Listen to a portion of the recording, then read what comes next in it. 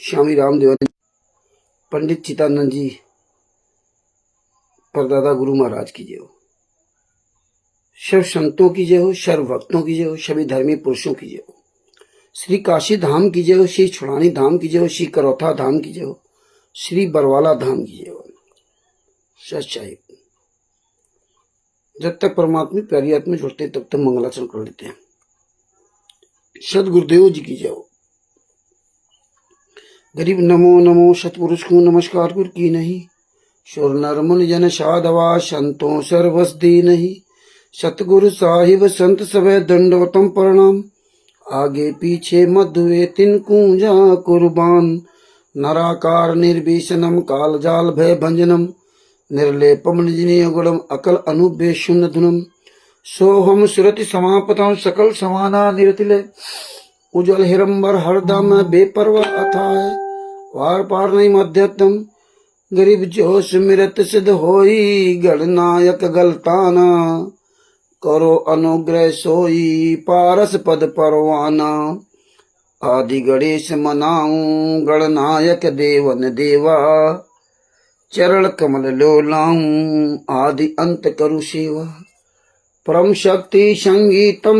ऋषि दाता सोई, अभिगत गुण अतीतम। सत्य पुरुष निर्मोही, जगदम्बा जगदीशम। मंगल रूप मुरारी, तन मन अर्पूं शीशम। भक्ति मुक्ति भंडारी, सुर नर मुनि जन ध्यावे। ब्रह्मा विष्णु महेशा, शेष सहस मुख गावे। पूजे आदि गणेशा, इंद्र कुबेर शरीका। वरुण धर्मराय ध्यावे, सुमरथ जीवन जी का। मन इच्छा फल पावे, 33 कोटि अधारा। ध्यावे सहस 88, उतरे भव जल पारा। कटिहे यम की फांसी, 33 कोटि अधारा। ध्यावे सहस 88, उतरे भव जल पारा। कटिहे यम की फांसी। सच साहिब बंदी छोड़ श्री संत रामपाल जी महाराज की जय हो। हिमाचल प्रदेश से प्रवेश दास जी को सच साहिब, बापा सीताराम जी महाराज को जय श्री राम, जय सीताराम, सादर प्रणाम। और गीता राजपूत जी को सच साहिब, और जो भाई बहन हमारे जुड़ रहे हैं उनको सबको मुझदास की तरफ से सच साहिब। भगत भाइयों, ये ज्ञान अमृत एवं षड्यंत्र का विश्राम पुस्तक है। इसमें संत रामपाल जी महाराज के सभी केसों का जजमेंट दिया गया है। इसमें छुड़ानी धाम कांड से लेकर बरवाला कांड तक का पूरा काला चिट्ठा दिया गया है। इसमें तिमिर दूत, पवन टक, संजय टक जैसे गद्दारों का पूरा काला चिट्ठा दिया हुआ है। FIR नंबर 426 सरकारी काम में बाधा, FIR नंबर 427 बंधक बनाने वाला केस, FIR नंबर 428 देशद्रोह का केस अभी चल रहा है, FIR नंबर 429 4 महिला 1 बच्चे की हत्या, FIR नंबर 430 1 महिला की हत्या, और FIR नंबर 443 आवश्यक वस्तु अधिनियम आदि के बारे में ये दिया गया है। इसमें 2 केसों में संत रामपाल जी महाराज को शास्त्र मरते दम तक आजीवन काल की सजा हुई, FIR नंबर 429 और 430 में। भगत भाइयों, ये ज्ञान अमृत षड्यंत्र का विश्राम पुस्तक को अच्छी तरह समझिए, एक एक केस को अपने दिमाग में भर लीजिए और पूरी दुनिया को सच्चाई बताइए। ये जो बिहार का जो वकील है शशिभूषण, उससे आप ये पुस्तक मंगवा सकते हैं। उसका मोबाइल नंबर है 993159 तथा अन्य जो भाई बहन इस पुस्तक को दिखा रहे हैं, आप उनसे ये पुस्तक प्राप्त कर सकते हैं।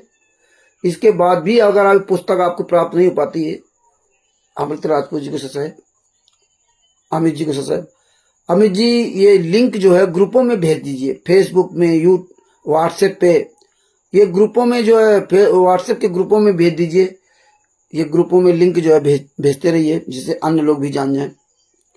तो Bharat, Pakistan, America, Italy, Australia, England, Dubai, Belgium, Canada, Qatar, Doha, Bangladesh आदि देशों में जहां जो लोग ये पुस्तक लेना चाहते हैं, पुस्तक प्राप्त करना चाहते हैं, तो आप PDF हम लोगों से प्राप्त कर सकते हैं। 212 पेज की पुस्तक है। आप इस PDF को अपने वहां निकाल सकते हैं, निकाल करके आप 212 पेज की पुस्तक को पढ़ सकते हैं। सारे केसों को समझिए, बूझिए। और वैसे भी देखा जाए कि संगत के पास इतना समय नहीं कि अच्छी तरह इसको पढ़ सके, समझ सके या अपनी आवाज बुलंद कर सके। सबसे बड़ी समस्या तो यहाँ ये है कि समय नहीं किसी के पास। एक मिनट जरा, गर्मी लग रही, पंखा चला दे।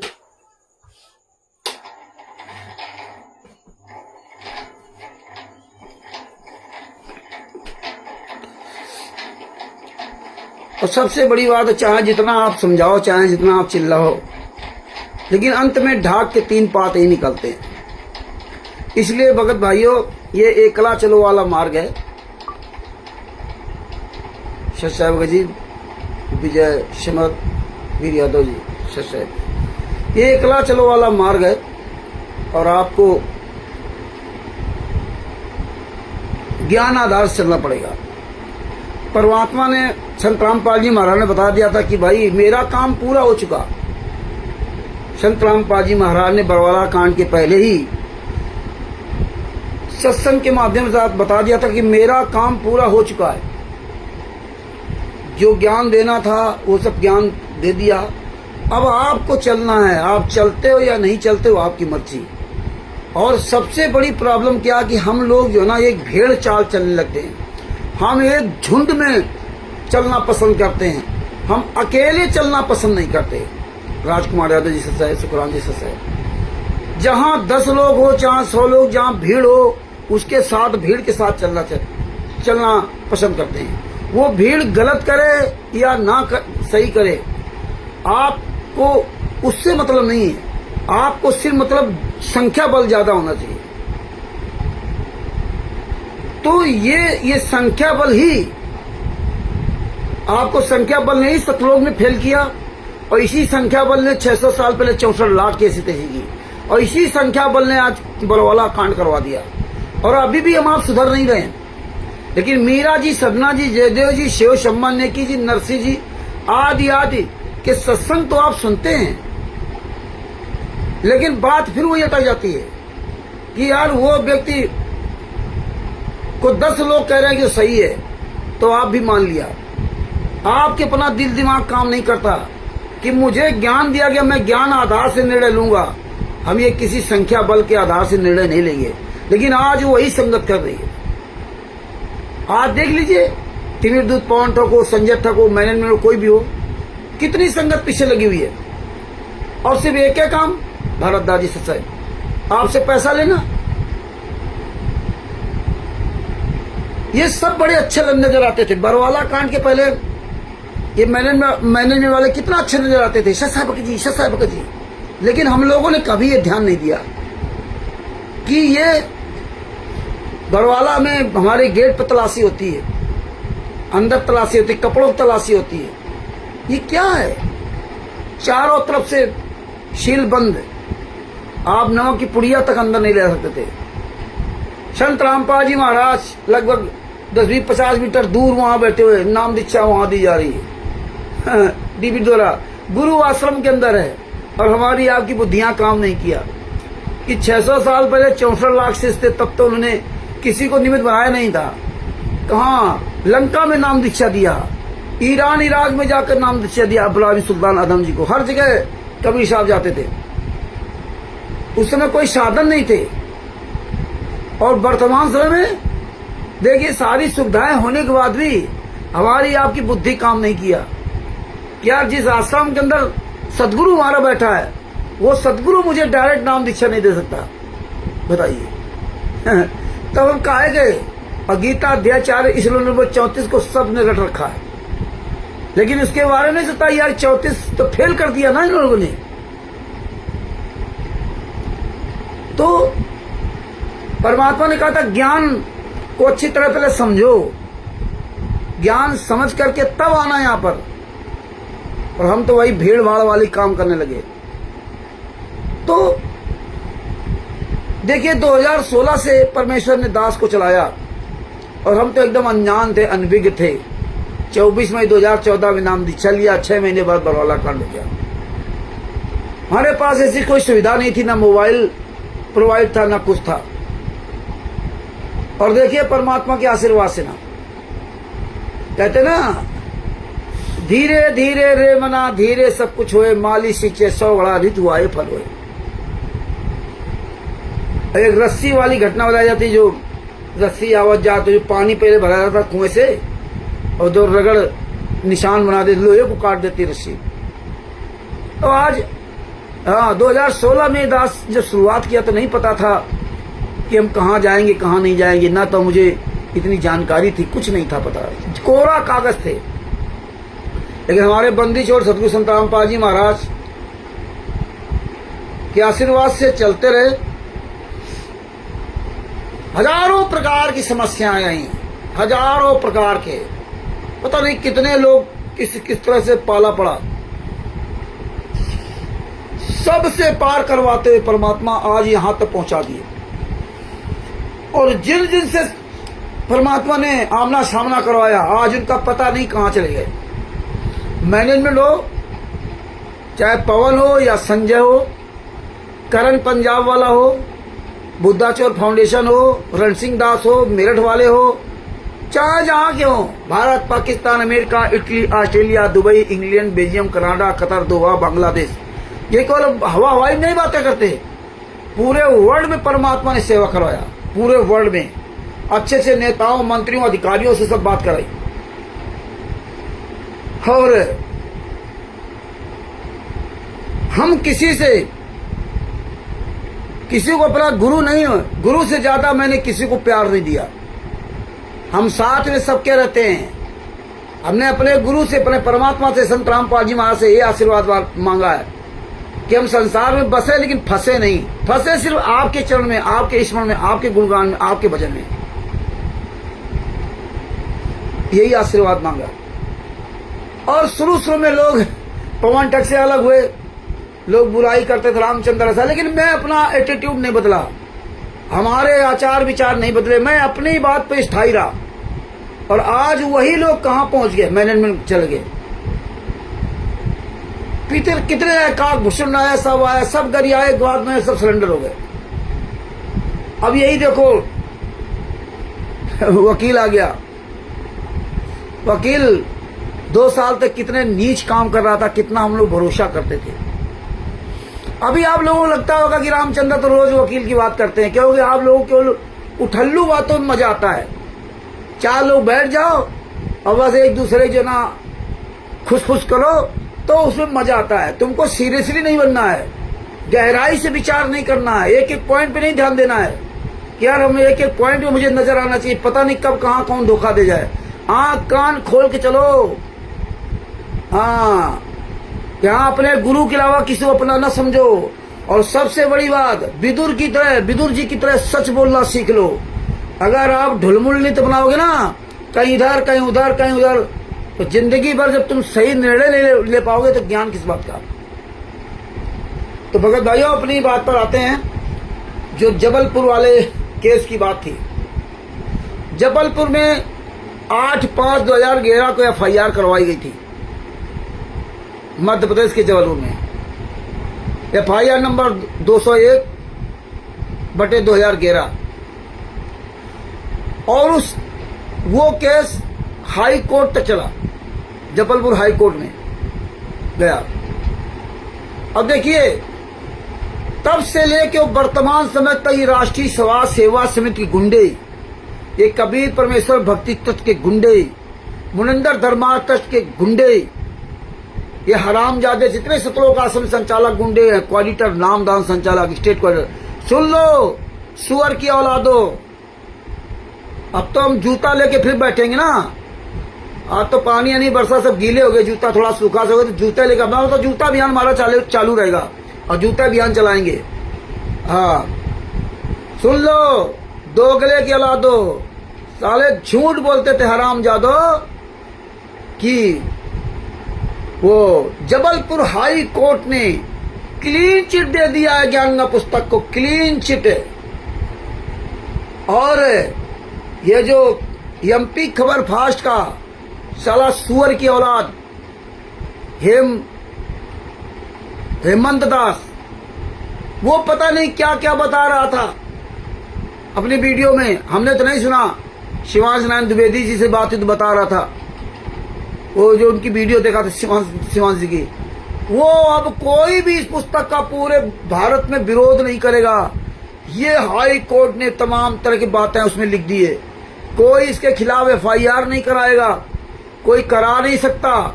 इस तरह से अफवाह उड़ाते रहे साले सुअर की औलाद। और किसी को जबलपुर हाई कोर्ट की जजमेंट की कॉपी नहीं दिया। बरवली ये भेजते रहे अंग्रेजी में फाइल, जानते कौन पढ़ेगा, जो मर्जी आए बोलते रहो। देखिए वो FIR नंबर 201/2011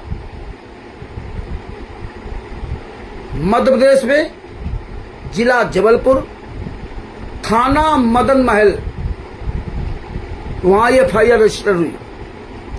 और ये बिहार के इस कमीने वकील शशिभूषण को, जिसको हम सीनियर चिल्लाते थे, और ये इस कमीने वकील को मैंने वो FIR कॉपी भेजी, वहां की भेजी, हरियाणा की भेजी, पंजाब की भेजी। और इससे हमने कहा कि भगत जी इसकी जो ना केस की पूरी डिटेल निकालो, पुस्तक को क्लीन चिट कैसे मिली। क्लीन चिट कोई दे ही नहीं सकता, क्योंकि आप भले ही कहो कि हाँ देव पुराण में लिखा है, विष्णु पुराण में लिखा है, किसी में लिखा, सब में लिखा है, वो अलग बात है। लेकिन आप वो लिखा, आप यहाँ धार्मिक भावना, आप किसी के बारे में उल्टा सीधा नहीं कर सकते।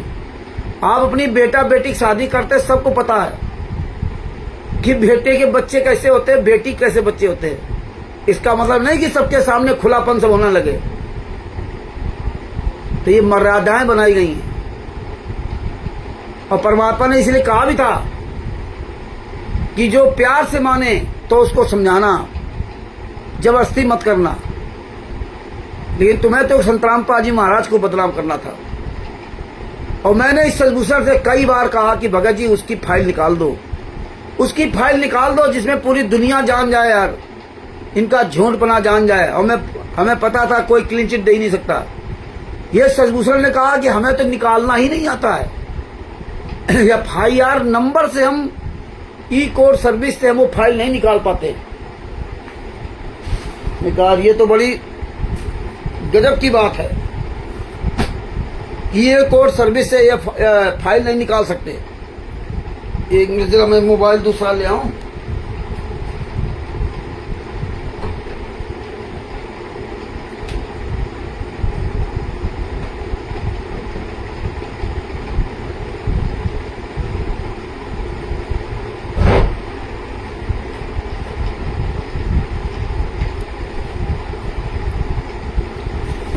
फाइल नहीं निकाल सकते। इतना ही हरामजादा वकील, और इसने फाइल नहीं निकाली। जबकि देखिए मेरे केस की फाइल इसी ने निकाली थी, मेरे केस की फाइल इसी ने निकाली, क्योंकि इसके पास टाइम नहीं है। गोपाल दास जी साहब, इसके पास टाइम नहीं है। और आपने उस दिन भी देखा जब गोपाल दास जी, मध्य प्रदेश गोपाल दास जी ने कहा कि RTI हमारे पास भेज दो, तो कैसा जवाब दिया कि जो हमारी संस्था जुड़ेगा उसको मैं दूंगा। और बंदी छोड़ की वजह से हमने आज तक कभी किसी से नहीं कहा कि नहीं भाई आप ये सबूत हमसे बार बार क्यों मांग रहे हो। 2016 से आज 2025 चल रहा है। भक्तों ने हजारों बार, लाखों बार मुझसे सबूत मांगे, और आज भी मांगते हैं कि भैया ये सबूत दे दो, भैया ये सबूत दे दो। भले वो चाहे 10 दिन बाद वही सबूत मांगे, लेकिन मैं उसको सबूत देता हूं। और नहीं उस समय मौके मिलता तो उससे बताता हूं कि भगत जी मैं सर्च करके आपको उपलब्ध कराऊंगा। ये खुद थोड़ी है कि हम नहीं देंगे। ये बंदी छोड़ की बड़ी दया है, और इसलिए परमात्मा ने हर तरह के सबूत दे रखा है। पूरे वर्ल्ड में किसी भगत के पास सबूत नहीं मिलेंगे जो परमात्मा ने मुझे दास को दे रखा है। और हर एक के बारे में ये बंदी छोड़ संतराम पाजी महाराज की बड़ी दया है। इसलिए तिमिर दूत पॉन्ट हो गए, संजय हो गए, मैनेजमेंट कोई भी हो, जिन जिन गुंडों के खिलाफ आवाज उठाई है, और बिहार का शशिभूषण वकील, और जितने ये फर्रुखाबाद के बबर शेर है, इन किसी की औकात नहीं है जो कहीं भी एक सार्वजनिक मीटिंग कर सकें। क्योंकि विदाउट प्रूफ हम कभी बात नहीं करते। और जब आप जब व्यक्ति सारी मर्यादाएं तार तार कर देता है, सर से पानी जब ऊपर चढ़ जाता है, तो फिर मैं सीधे मुंह से बात भी नहीं करता हूं। मुझे इससे मतलब नहीं कि आप लोग मुझे क्या कहते हैं, क्योंकि हमारे आप गुरु नहीं हो, ना हमारा कोई आपसे खर्चा चलता है, ना हमारे कोई आप मुखिया हो, और ना हम आपको भीड़ भाड़ लेके चलता हूं कि मेरे साथ आप चल रहे हो, ना हम तुमको लेके चलते हैं, और ना हमें तुम्हारी जरूरत है। हमें तुम्हारी जरूरत नहीं है, मुझे जरूरत हमारे गुरु की। ये तो हम तो गुरु भाई के नाते हम एक दूसरे से चर्चा करते रहे, ज्ञान की चर्चा करें, सबूत बताएं, दें, माने चाहे कोई ना माने। हम सदूषण की तरह नहीं कि आओ और बस अपनी कहानी सुना के चले जाओ। जो भी बताऊंगा परमात्मा की दया से एक एक पॉइंट टू पॉइंट बताऊंगा। टाइम लगेगा, सुनने की क्षमता होगी, आप सुनोगे, नहीं सुनने की क्षमता नहीं सुनोगे, लेकिन हमारे पास बकवाद नहीं मिलेगा, हुआ भाई नहीं मिलेगा। कोशिश करता हूं कि आप सबके बातें समझ में आ जाए और उसका एविडेंस भी देता हूं। इसको हमने कहा इसने फाइल नहीं निकाली, और फाइल नहीं निकाली, इसके खिलाफ हमने आवाज उठाई। कुछ वक्तों को लगा कि भैया वकील नहीं रहेगा तो कोई काम नहीं हो सकता, वकील को माँ बाप मान लिया। अपने गुरु को माँ बाप नहीं माना, वकील को मान लिया, इसलिए तुम हर जगह परेशान रहोगे। हम वकील को कोई मात नहीं देते, इस वकील की औकात ही क्या, ये कुछ कर ही नहीं सकता, आज तक एक काम नहीं किया। अब देखिए जो ई कोर्ट सर्विस ऐप्स है, मैं आपको बताता भी जा रहा हूं, आप ध्यान से सुन लेना, ये वीडियो भी नोट कर लेना। इसमें जब आप ई कोर्ट सर्विस ऐप्स को क्लिक करोगे तो इस तरह फिगर आएगा। अब इस पे तीसरे नंबर पे धोखा लिखा है, ये तीसरे नंबर पर जब आप ई कोर्ट सर्विस ऐप्स अपने अपने मोबाइल में डाउनलोड कर लीजिए, जिनके मोबाइल में नहीं है वो डाउनलोड कर लें, और है जिनके तो अच्छी बात है। तो ये ध्यान से सुन लो, जिसमें आप भी अपने फाइल निकाल सकते हो, देख सकते हो। किसी के पिछलग्गू ना बनो, बंदी छोड़, हमें आपको कहीं ना कहीं दया करके सब बताते जाएंगे। तो ये फिगर आएगा जब क्लिक करोगे। इसमें देखिए पहले नंबर पर आएगा CNR नंबर। अब हमारे पास CNR नंबर नहीं, हमारे पास जबलपुर केस की फाइल है, उसका हमें केस FIR नंबर 201/2011। हाँ, थाना आना सब पता होना चाहिए, जिला और थाना। तो हमें पता है जिला भी जबलपुर है, और प्रदेश कौन सा है, मध्य प्रदेश, और थाना मदन महल। तो देखिए पहला है CNR नंबर, दूसरा है केस स्टेटस, और तीसरा है कॉज लिस्ट। तो जैसे आप कॉज लिस्ट में क्लिक करोगे,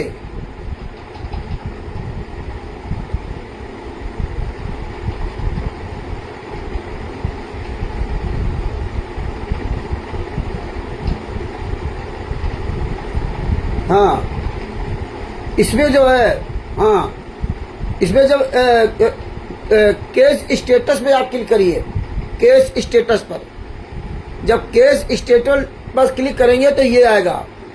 पहला नंबर CNR होगा, दूसरे में केस स्टेटस, तो ये आएगा। इसमें FIR नंबर जहाँ होगा उस पर आप क्लिक कर दीजिए, जब तक ये फिगर आएगा इस तरह का। अब FIR number subject court complex कहाँ है, वहां पे क्लिक कर देना।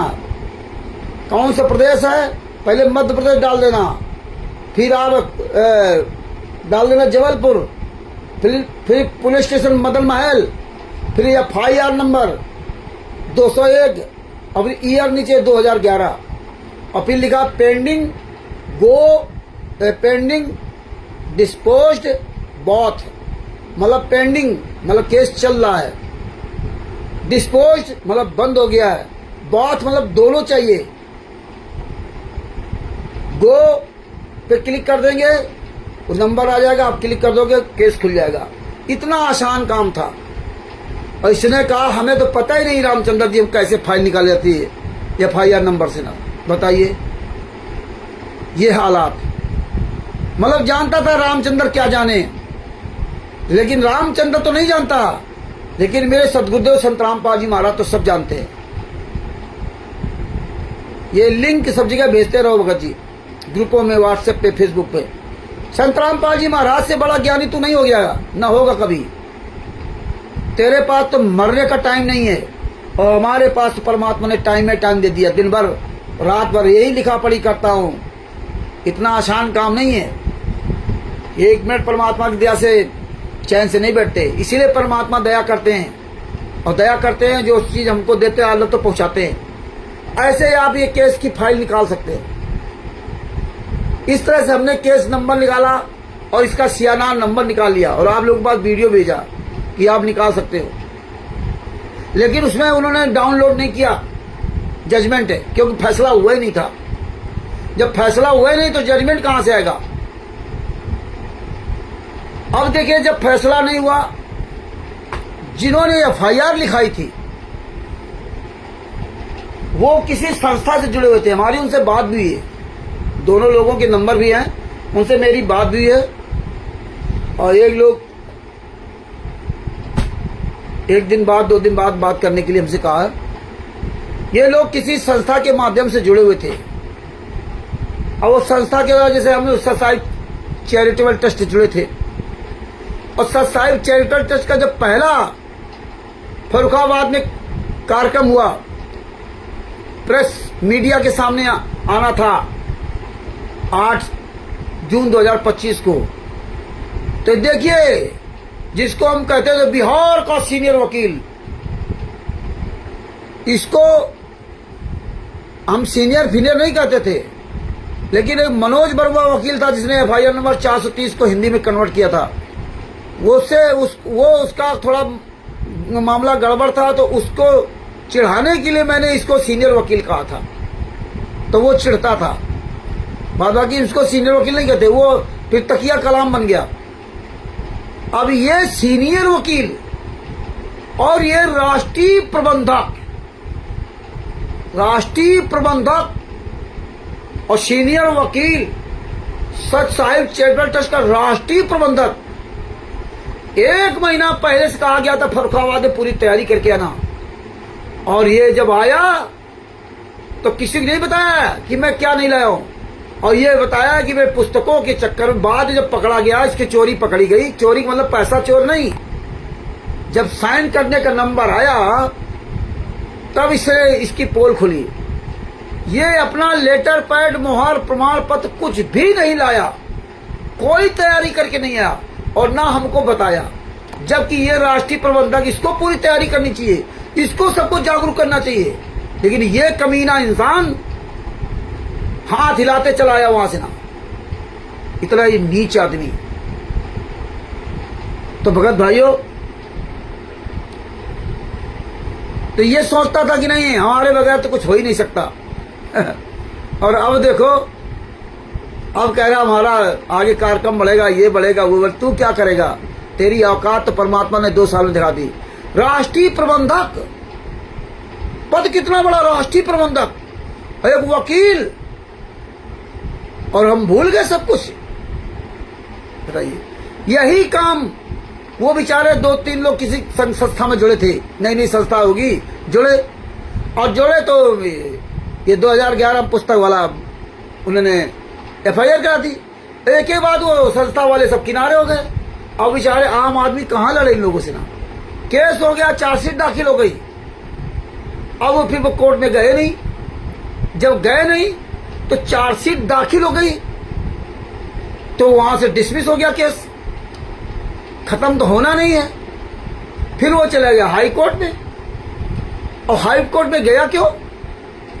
क्योंकि चार्जशीट जब दाखिल हो जाएगी, ये ध्यान रखना, किसी भी मुकदमे में जब चार्जशीट दाखिल हो जाएगी और फिर जिन्होंने मुकदमा लगाया है, जिन्होंने मुकदमा लगाया है, वो लोग भी अगर मुकदमा नहीं लड़ते हैं या वो नहीं जाते हैं तो वैसे जल्दी खत्म नहीं होगा, डिसमिस हो जाएगा, लेकिन वो ऐसे जल्दी खत्म नहीं होगा। अब जिनके खिलाफ मुकदमा लगाया, अब वो तो सफर कर रहे हैं, यानी परेशानी उठा रहे हैं। 2011 में केस हो गया, अब वो परेशानी उठा रहे हैं, तो वो क्या करें? केस बंद कैसे हो, क्वाश कैसे हो? और केस ये चलेगा नहीं। तो ये बात ध्यान रख लो, जो ये हरामजादे कहते थे ना कि वो हाई कोर्ट ने ज्ञान पुस्तक को क्लीन चिट दे दिया। तो ये लोग ये भगत जी, आप लोग ध्यान से बातें सुना करो, ये हमेशा अपने दिमाग में भर लो। ये डोम बाट के गीत नहीं है जो परमात्मा कहते थे। और अगर आप अपने दिमाग में नहीं भरोगे तो तुम जहां होगा वहीं तुम मार खाओगे। तुम्हें हर आदमी तुम्हें लूटने के लिए बैठा हुआ, ये ध्यान रखना। तुम्हें कोई बचाएगा नहीं गुरु के अलावा, ये याद रखना, चाहे रामचंद्र चाहे कोई भी हो। ये अपने गुरु को धन्यवाद दो 24 घंटा कि गुरु रामचंद्र के द्वारा या सदभूषण के द्वारा या ओम प्रकाश जी के द्वारा या अमित जी के द्वारा, किसी के द्वारा बुलवा सकता है। जितने भी भाई बहन हमारे और जुड़ गए सबको मुद्दास की तरफ से साहिब जय हो बंदी छोड़ की। तो वो किसी को निमित्त बना करके आप तक सच्चाई पहुंचा देगा, लेकिन उसको आप भगवान न मानना, उसको आप गुरु का दर्जा मत देना, या किसी भी तरह उससे भाव मत रखना। आपके अंदर से इतना भाव होना चाहिए कि मेरे गुरु की ये दया है जो हमें रामचंद्र के द्वारा या फलाने के द्वारा हमारे गुरु ने मुझ तक सच्चाई पहुंचा दी। अगर ये भाव रहेगा तभी आप बच पाओगे। और अगर ज्यादा भाव कर लिया ना तो गुरु से तुम्हारा किनारा हो गया, कट गए तुम गुरु से, यही हालात है। तो ये पॉइंट समझ लो अच्छी तरह से। ये जिंदगी में कब किस मोड़ पर क्या तुम्हें परेशानी मिले, तुम उसके लिए तैयार रहो। ऊपर ऊपर हवाई फायर मत करो कि हल्की फुल्की बातें सुन लिया बस हो गया। गहराई से विचार करो, गहराई से। ये दुनिया तुम ऐसे लूटती खाती रहेगी। सच बोलना सीख लो, बातों को पकड़ना सीख लो, अपने अंदर मैच्योरिटी लाओ, मैच्योरिटी। गहराई से सोचना शुरू करो, हल्का फुल्का मत सोचो, नहीं तो जिंदगी भर ऐसे ही धोखा खाओगे। इसलिए मेरे गुरु जी ने उंगली रख पढ़ाया था, लेकिन हम अपने गुरु की अगर बात नहीं मानेंगे तो ऐसे धोखा खाएंगे। इसीलिए लोग हमसे नफरत करते हैं। अंदर सब जानते हैं कि रामचंद्र सही गलत नहीं करता, लेकिन मन ऊपरी क्या करें। तो भगत भाइयों ये ध्यान कर लो। इसी तरह मेरे खिलाफ जब पंजाब में केस हुआ था तो चार्जशीट दाखिल नहीं हुई और वो डिस्पोज हो गया था नवंबर में, नवंबर 2018 नवंबर 2018 में डिस्पोज हो गया था और जनवरी 2018 में हम जेल गए थे। अक्टूबर या नवंबर में डिस्पोज हो गया था, मतलब डिस्पोज में बंद हो गया था। और ये बंद नहीं हो सकता था क्योंकि यहां चार्जशीट दाखिल हो गई थी। ये अंतर समझना। जो जबलपुर में केस लगाया गया था इसमें चार्जशीट दाखिल हो गई थी, चार्ज फ्रेम हो गए थे कि हाँ ये 6 लोग जो फर्जी जो पुस्तक ज्ञान का पुस्तक बेच रहे थे, इन्होंने धार्मिक भावनाओं का ठेस पहुंचाया, इन्होंने गलत काम किया, अपराध किया, इनका अपराध सिद्ध हो गया था चार्जशीट में। और इसलिए इनका केस बंद नहीं हो सकता था, डिसमिस तो हो सकता था, और हमारा केस बंद हो गया था। लेकिन कारण था का जो वकील था जो गलत कर रहा था, जो 3 साल तक तारीखों बुलाता लेकिन तारीख नहीं थी, इसलिए 3 साल तक चार्जशीट दाखिल नहीं किया। जब उसके खिलाफ अभियान छोड़ दिया तब जाके जुलाई 2020 में चार्जशीट दाखिल हुआ और सितंबर 2017 में केस लगा था, जबकि मैक्सिमम 90 दिन में चार्जशीट दाखिल हो जाना चाहिए। तो आप लोग ये मजबूत हो लो अच्छी तरह से ना, एक एक पॉइंट समझ लो। तो जबलपुर वाले केस में ही हुआ कि जबलपुर का केस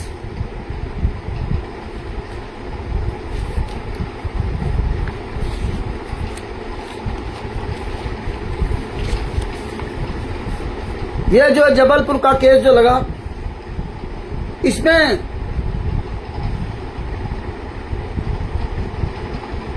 6 लोग थे। अब देखिए इनकी चाल देखिए, हरियाणा के लोगों को मध्य प्रदेश ले जाओ, मध्य प्रदेश लोगों को हिमाचल प्रदेश ले जाओ, हिमाचल प्रदेश लोगों को यूपी ले जाओ, यूपी के लोगों को महाराष्ट्र ले जाओ, जहां वहां फंस जाए तो उनकी जिंदगी बर्बाद हो जाए। और एक नई बात और आपको बताना चाहता हूं कि जो लखनऊ में रात में सब्जी के बहाने ज्ञान का पुस्तक को बेच रहा था, उसने ऑन रिकॉर्ड बताया कि मुझे 5 लाख रुपए दिया गया। तो ये जितने ये गुंडे, राष्ट्रीय सभा सेवा समिति गुंडे, सतलोक आश्रम संचालक गुंडे, फर्जी नामदान संचालक गुंडे, ये ऐसे लोगों को 5-5 लाख रुपया दे करके संत रामपाल जी महाराज की फोटो लगाकर फर्जी पुस्तकें संत रामपाल जी महाराज को पूरी दुनिया में नीचा दिखाने के लिए नीच काम किए जा रहे हैं। उसने यहाँ रिकॉर्ड बोला और उसके लिए तो आफत आएगी कोर्ट में, आगे क्या होगा। तो ये एक इंद्रपाल कुमार, एक संजय कुमार, एक कुलवंत धानक और एक अतर सिंह, एक पृथ्वी सिंह, एक राजेंद्र, ये सब लोग जो है वहां पुस्तक सेवक में पकड़े गए। और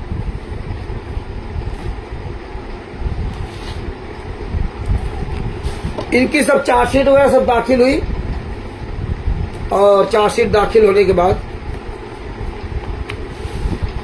जो भी केस चलता रहा वो लोग नहीं आए और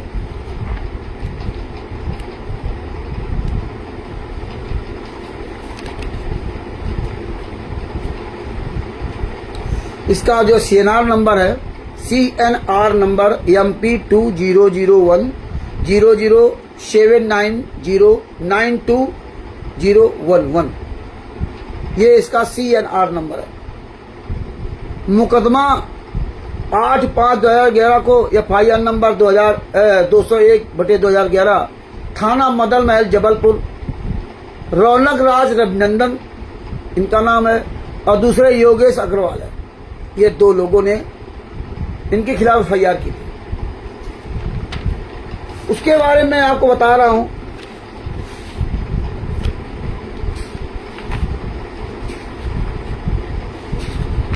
मैं आपको सुनाता हूं।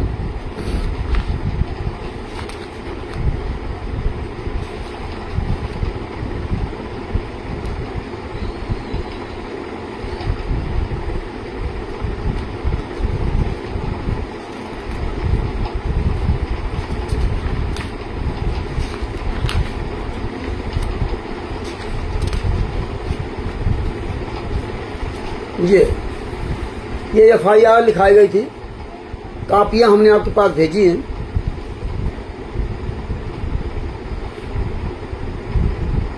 ये अपना सारा पूरा डिटेल इसने लिखा कि मैं बिलहरी कैंट जिला जबलपुर में रहता हूं तथा HDFC बैंक जबलपुर में CO EX पद पर कार्यरत हूं। दिनांक 7/5/2011 को बाहर के लोगों द्वारा ज्ञान पुस्तक बस स्टैंड में बेच रहे थे, जिसमें हिंदू देवी देवताओं के बारे में अशोभनीय टिप्पणी की गई है, जिससे कि धार्मिक भावना में आहत हुई है।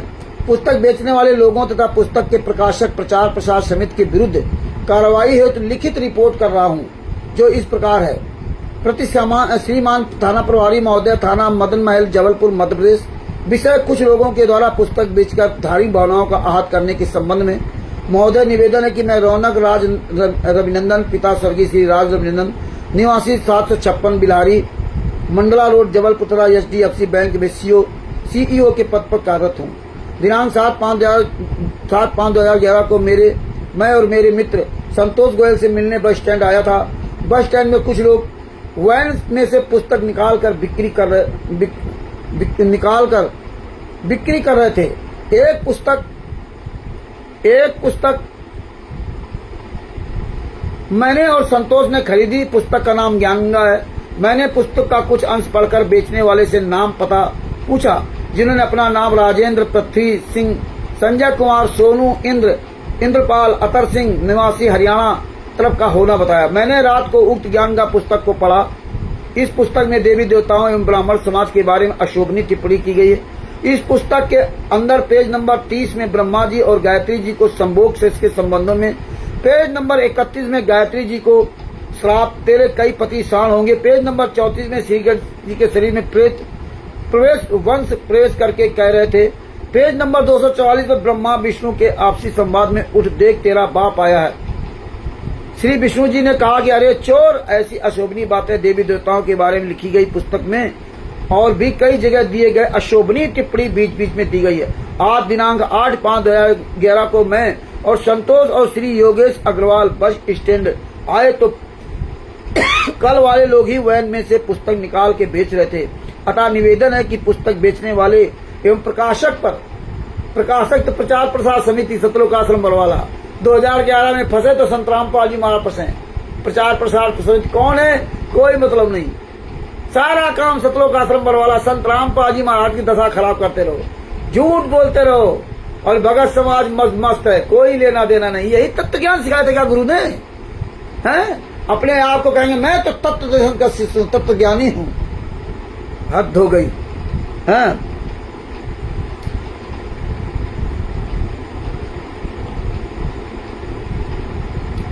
प्रकाशक पर सख्त से सख्त कानूनी कार्रवाई की जाए और जो लोग बस स्टैंड में पुस्तक विक्रय कर रहे थे उन पर तत्काल कानूनी कार्रवाई की जाए। मैं इस शिकायत पत्र के साथ पुस्तक ज्ञान गंगा की प्रति प्रस्तुत कर रहा हूं। कृपा कर इसी FIR दर्ज कर कार्रवाई करें। अंग्रेजी में हस्ताक्षर बिनहरी रौनक राज रविनंदन और योगेश अग्रवाल के प्रार्थी रौनक राज रविनंदन, पिता स्वर्गीय श्री राज रविनंदन, 756 बिनहरी, गंडला रोड, जबलपुर, उत्तर प्रदेश, जबलपुर, उम्र 25 वर्ष, और मोबाइल नंबर है 9713045175। योगेश अग्रवाल, पिता स्वर्गीय त्रिलोक चंद अग्रवाल, 222 गली number 7, Sadar Jabalpur. Mobile number 930228 56999। Santosh Goyal, 644 Ganjipura. तो मेन ये दो लोग थे। अब आप ये समझ लीजिए कार्रवाई जो की गई उपरोक्त विवरण में धारा IPC 295A, मतलब धार्मिक भावनाओं का ठेस पहुंचाना, अपमान करना देवी देवताओं का, ये धारा 295 होती है IPC की 295 का प्रकरण पंजीकरण कर विवेचना में लिया गया नहीं लिया गया तथा उप निरीक्षक KP यादव को प्रकरण विवेचना सौंपा गया, जो क्षेत्राधिकार के दृष्टिगत थाना को स्थानांतरित किया गया। ये सब इस तरह इसमें किया गया। ये FIR है। अब देखिए ये हरामजादे साले कुत्ते की औलाद कहते थे कि जबलपुर हाई कोर्ट ने क्लीन चिट दिया। गुंडे तुम्हारी हरामजादों, सुअर की औलादो, परमात्मा कहते हैं वक्त पर सब कुछ हम दिखा देंगे। आज बताओ, आओ हिमांशु जो शिवान नारायण द्विवेदी जी ने जो FIR की ना, अब आओ उसकी जमानत कराने। 8 दिन तक नहीं आए हरामजादे, कोई नहीं आया तो खुद अपनी जमानत कराया, क्योंकि 5 लाख रुपए ले रहे ना पुस्तक बेचने वाले, इसलिए फंस रहे। इनकी जिंदगी बर्बाद हो जाएंगी। जहां जहां केस हो रहे हैं सब सारे ऐसी तैसी इनकी हो रही है। पापा सीताराम जी को सच साहिब, RC चरण जी को सच साहिब। तो ये सब मैं लिखता हूं। हाँ, ये बाकायदे सब लिखा पढ़ी करता हूं। ये देखिए जो पहले क्या हुआ था वो सब केस का पूरा लिखा हूं। लोअर कोर्ट में जो नीचे लोअर कोर्ट में क्या हुआ, फर्स्ट हियरिंग डेट 10/9/2013, 10/9/2013 को फर्स्ट हियरिंग डेट हुई। बताइए डिसीजन डेट 24/8/2017 दूसरा केस का। केस स्टेटस डिस्पोज्ड, पहले डिस्पोज्ड हुआ यहाँ लोअर कोर्ट में। वो कैसे डिस्पोज हुआ? Nature of disposed, contested judgment appeal dismiss. ये समझ लो, अपील डिसमिस हो गई, ऐसा ये डिस्पोज हुआ था केस। आगे क्या आया?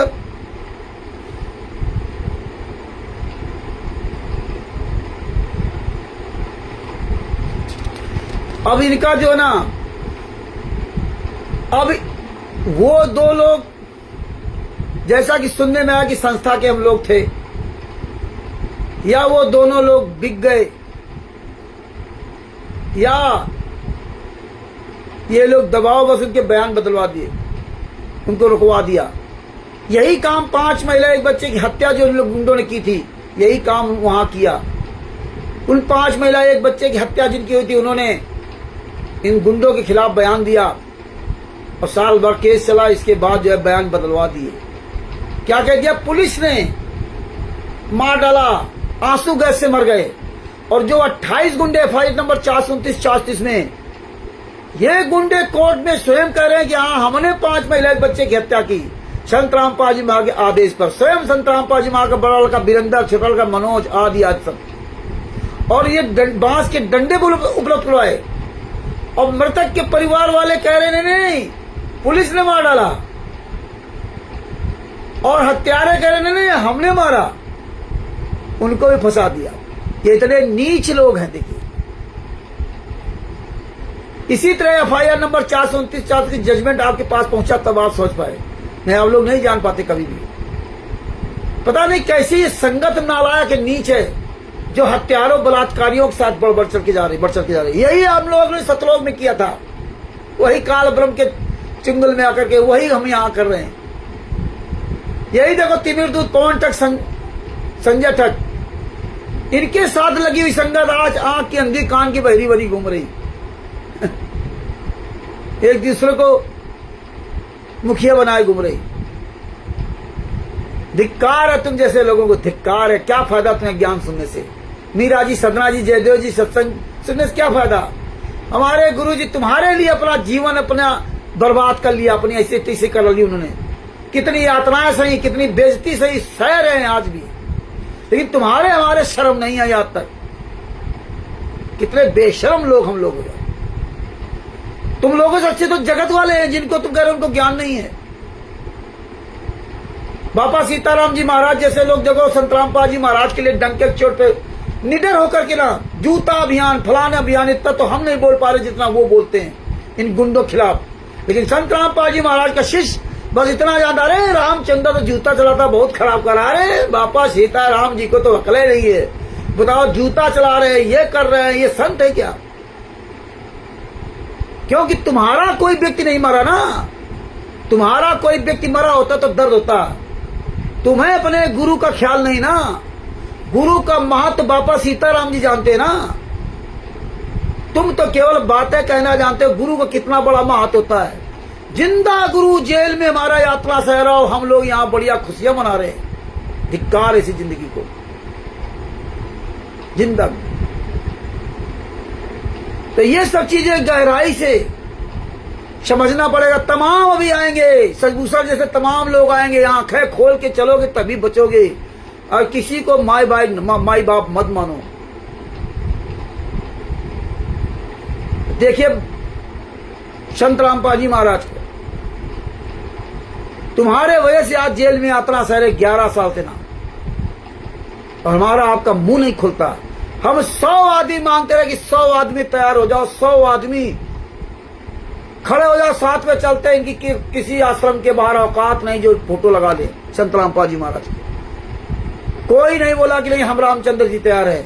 और जैसे फरकाबाद से दास किनारा हुआ, आज देखो कितने बड़े बड़े मठाधीश जिन्होंने स्टिकर में गुरु का नाम लिखना तक बंद कर दिया। फरकाबाद वालों ने, सजभूषण ने एक स्टिकर बना डाला था, 12 तारीख तक प्रोग्राम होगा, और उसमें क्या लिखा? ट्रस्ट को मजबूत किया जाएगा। संत रामपाल जी महाराज का काम खत्म।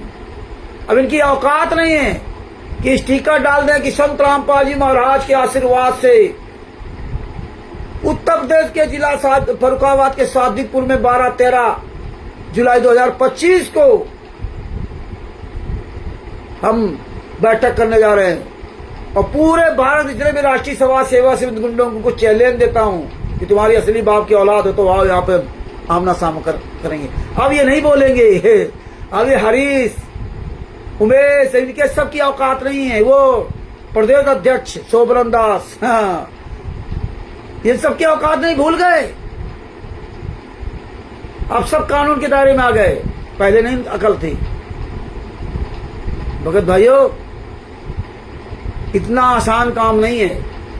हाँ, आसान काम उस दिन हो जाएगा जिस दिन आप परमेश्वर को सब कुछ मानोगे, अपने गुरु को सब कुछ मानोगे, उसी दिन सारा काम आसान हो जाएगा। तो देखिए, इसी तरह 5 महिला एक बच्चे की हत्या भी कर दी, उनके परिवार वालों को फंसा दिया। और यही काम इन्होंने यहां करते थे, यहां किया, फंसा दिया। 6 पुस्तक बेचने वालों को, 6 लोगों को, कुछ हरियाणा के थे, एक आध दिल्ली के थे। ये सुन लो, आप सब लोग तो सुन ही रहे हो, और अन्य लोगों को बताना। मैं इसका सब पूरा हिंदी में आपको इसका अर्थ भी लिख के डालूंगा, अभी सुनाऊंगा भी। हम सजभूषण की तरह नहीं कि अब चार जो लगाई आरटीआई, घर में रख रहा बैठा। आरटीआई हम लोग भी लगा रहे हैं। गोपाल दास जी मध्य प्रदेश से लगा रहे हैं। अभी आया था सोजत से, एसडीएम का फोन आया था सोजत से गोपाल दास जी के पास कि आपने तो बहुत मांग दिया है, और वहां तो आश्रम जो सोजत वाला वो परमिशन लेकर ही काम करते हैं। बोले आपने तो बहुत मांग दिया, ये सब कैसे, ये सब इकट्ठा करना पड़ेगा। और आप कितना पढ़े हो? उन्होंने बहुत बढ़िया जवाब दिया, हम कितना भी पढ़े हो इससे क्या लेना आपको। आपसे मैंने जवाब मांगा, आप मेरे पास जवाब भेजिए। परमिशन आपसे लेते तो आप परमिशन लेटर दीजिए। हमने तो शुरू से परमिशन लेटर मांग दिया। और इन्होंने कहा रामचंद्र जी आप हम बताते जाइए, हम अपना आरटीआई लगाते जाएंगे। देखो किसी से पैसा भी नहीं लेते हो, अपने पैसे लगा रहे। अभी तक हो सकता है परमात्मा की दया से 10-12 आरटीआई हम लोग लगा चुके, 10-12 आरटीआई लगा चुके, लेकिन उन्होंने किसी से पैसा नहीं मांगा, और ना हमने आप लोगों से कहा कि पैसा उनको दो। ये सोचो, काम करने वाले काम कर रहे हैं। और आरटीआई लगवाई मुख्यमंत्रियों का, जहां जहां आश्रम वहां के मुख्यमंत्रियों के लिए आरटीआई लगवाई है। मुख्यमंत्रियों से जवाब मांगा है, जहां जहां आश्रम वहां के एसडीएम से जवाब मांगा है, जहां जहां आश्रम है वहां वो जो लेखपाल हैं उनसे उन आश्रमों की जमीन के बारे में मांगा है। जहां जहां ये आश्रम है वहां का जो बिजली विभाग है, बिजली विभाग को भी आरटीआई लगा रहे हैं कि किस संस्था के नाम से कनेक्शन आपके यहाँ, उसकी मुझे कॉपी उपलब्ध कराई जाए। इस तरह हम लोग अपना काम चालू, काम बंद रहेगा। और सचभूषण ये सारे आरटीआई अपने घर में रख ले अपने आप को बड़ा महान बन गया। भक्तों के पैसे से आरटीआई निकाल करके घर में रखा है, किसी को नहीं दिया। हम भी वगैरह जी सब सबूत निकाल कर रखे, किसी को ना दे ना बताएं। ये सबसे बड़ी हमारी नाकामी होगी। वहां त्रिकुटी में सब वीडियो चलाएगा, ये 62 साल का 60-62 साल का सचभूषण वकील मरा जा रहा, साला हराम ज्यादा पैसे के लिए मरा जा रहा, 24 घंटे मरा जा रहा कोर्ट के काम में, अपने गुरु के लिए, अपने गुरु भाइयों से कोई इसको लेना देना नहीं। इतना ये नीच इंसान है। तो भगत भाइयों इसी तरह वहां काम किया था। अब ये देखिए, आपको मैं आज सुनाता हूं अब जो जजमेंट निकला।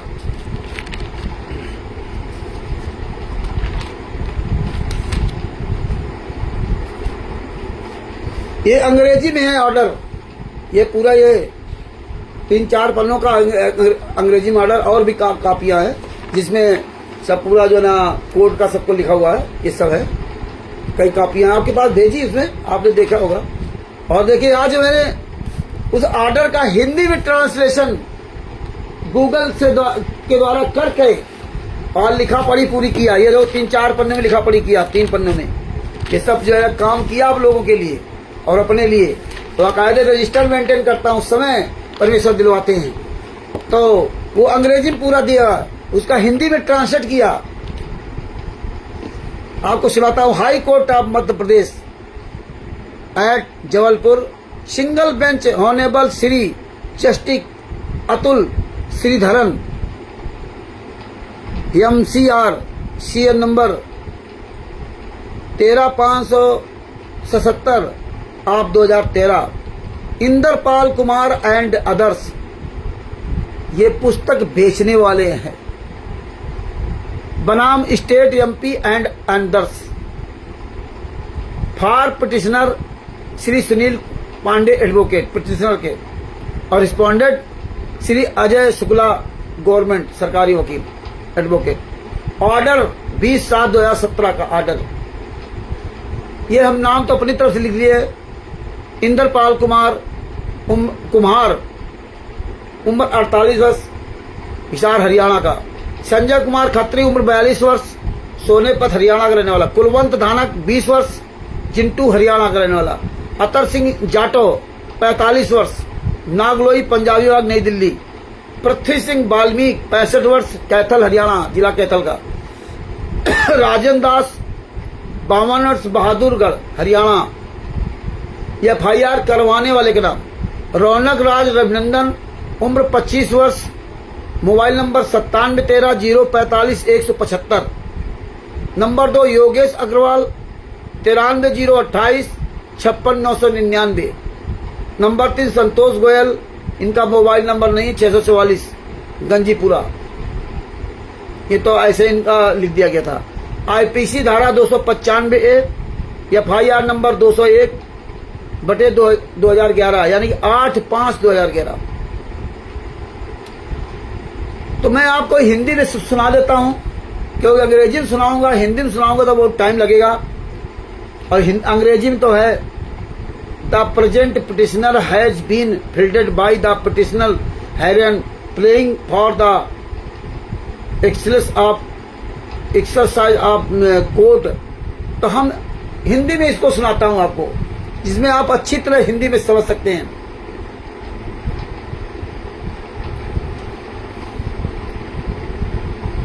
वर्तमान याचिका इंद्रपाल कुमार सहित अन्य याचिकाकर्ताओं द्वारा दायर की गई।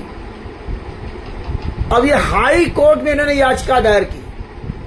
देखिए, लोअर कोर्ट में केस डिसमिस हो गया, कि चार्जशीट दाखिल हो गई, और इन लोगों ने उनको खरीद लिया या डरवा दिया, क्या किया, तो वो सरेंडर हो गए, यानी कि वो कोर्ट की कार्रवाई में गए नहीं, तो यहां डिसमिस हो गया लोअर कोर्ट में। अब ये तो फंसे रहेंगे जिंदगी भर। तो अब ये क्या करें, अब इनको करना क्वाश, अंग्रेजी में कहते हैं क्वाश, QUASH, क्वाश मतलब रद्द कराना। रद्द कराना मतलब केस चला नहीं, अब केस को रद्द किया जाएगा, क्वाश करा दिया जाएगा, बंद करा दिया जाएगा, क्योंकि वो लोग नहीं आ रहे हैं जिन्होंने मुकदमा किया था ज्ञानदा पुस्तक बेचने वालों के खिलाफ। अब वो नहीं आ रहे हैं, कोर्ट बुला रहा, सब कुछ कर रहा, नहीं आ रहे, क्योंकि ये लोग तो खरीद लेते हैं। और जब खरीद लेंगे, उन्होंने हमें कहानी दूसरी बताई कि हम संस्था से जुड़े थे, अब वो संस्था वाले किनारे हो गए, पता नहीं क्या क्या। और उनसे योगेश जी से पूछ लो, योगेश जी से पूछा तो बोला हम अभी 2 दिन हम आपको बताने के स्थिति में नहीं है, क्योंकि मेरा माइंड डिस्टर्ब है।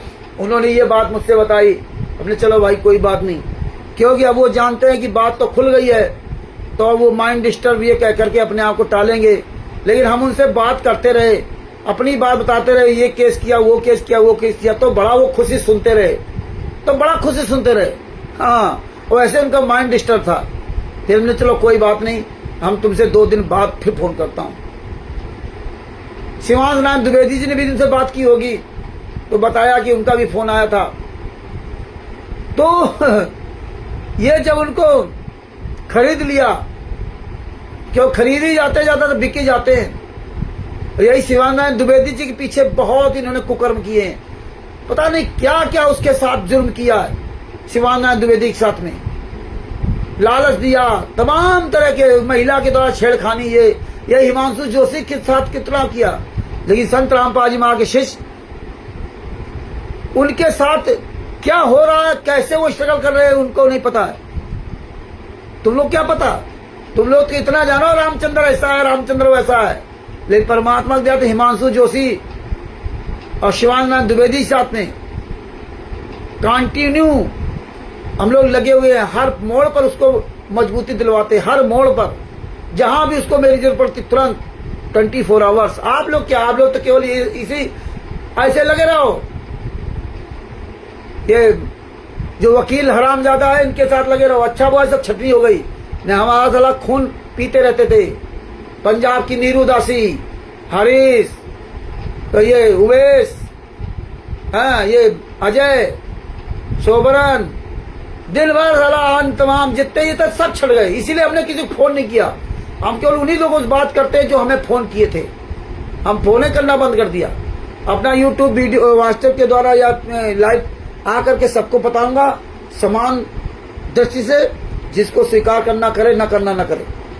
तो देखिए इसमें क्या है कि इंद्रपाल कुमार ने हाई कोर्ट में याचिका लगाई, जिसमें न्यायालय द्वारा CRPC की धारा 482 के तहत प्रदत्त पूर्ण शक्तियों का प्रयोग करते हुए पुलिस स्टेशन मदल महल, जिला जबलपुर के अपराध क्रमांक FIR नंबर 201/2011 यानी 8/5/2011 को और उससे उत्पन्न सभी कार्रवाइयों को रद्द करने का अनुरोध किया गया है। ये सीआरपीसी की धारा 482 के तहत, ये सीआरपीसी की धारा 482 के तहत जो जज होता है ना, उसको ये अधिकार होता है कि कोई भी मतलब नियम के अनुसार किसी भी केस को रद्द कर सकता है, क्वाश कर सकता है, बंद कर सकता है। तो वही 482 धारा का यहां हवाला दिया। और आप लोग भी जागरूक बनो, गूगल पे ये सर्च कर लिया करो धारा 482 का मतलब क्या है। थोड़ा एक्टिव बनो, अपना दिमाग डाइवर्ट करो, सोचो। कुछ नहीं तुम जान पाते हो, कुछ नहीं तुम्हें याद रहेगा, मोबाइल तुम्हारे पास है, डालो तुरंत। ये है भैया, हम बिहार जैसे बिहार का वकील सचमुचर की तरह नहीं बनेंगे, बेवकूफ नहीं बनाएंगे किसी के। हमारा वकील तो संत रामपाल जी महाराज, उनसे बड़ा वकील कौन है। परमात्मा तुम्हें हर मोड़ पर साथ देंगे, तुम्हें हर मोड़ पर, कहीं तुम असफल हो ही नहीं सकते अगर आप अपने संत रामपाल जी महाराज पर विश्वास करोगे तो। अगर गद्दार वकीलों जैसे इनका चेहरा दिखाना था, ये 2 ढाई साल 3 साल तक काम क्या किया। आगे देखिए क्या लिखा,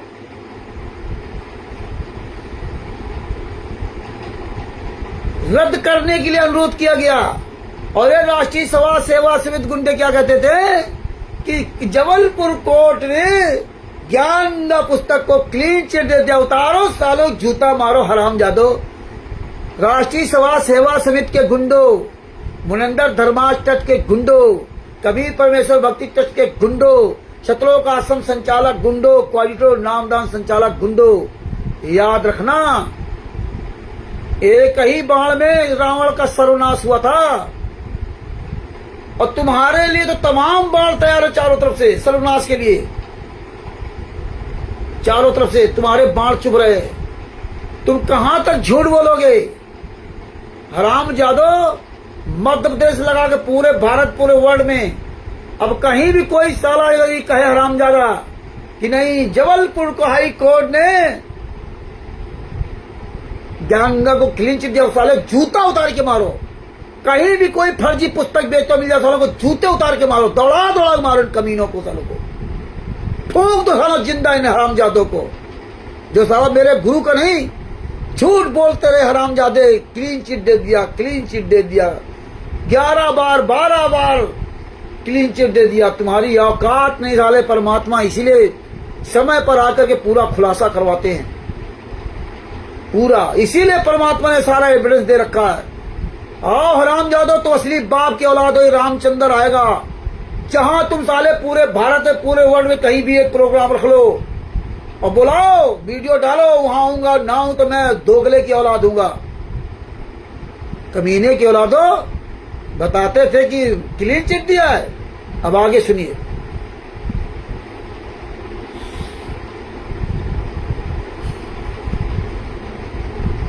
और ये रद्द करने की मांग कर रहा है इंदरपाल, अच्छा है वो वकील के द्वारा कि सर ये केस हमारा रद्द कर दीजिए। जानते तो खरीद लिया, मर जाते साले, जिंदगी बर्बाद हो जाती इनकी छैयों की। ये जिंदगी बर्बाद हो जाती है। आज पुस्तक बेचने वाले सेवा के नाम से बेच रहे ना, बंद कर दो, जिंदगी तुम्हारी बर्बाद हो जाए। मर जाओ, कुत्ते की मौत मरोगे। ये मर जाते हैं छैयों। आगे तो क्या हुआ, गिड़गिड़ा रहे कोर्ट में, माफ कर दो। और यहां बता रहे थे कि क्लीन चिट दे दिया है।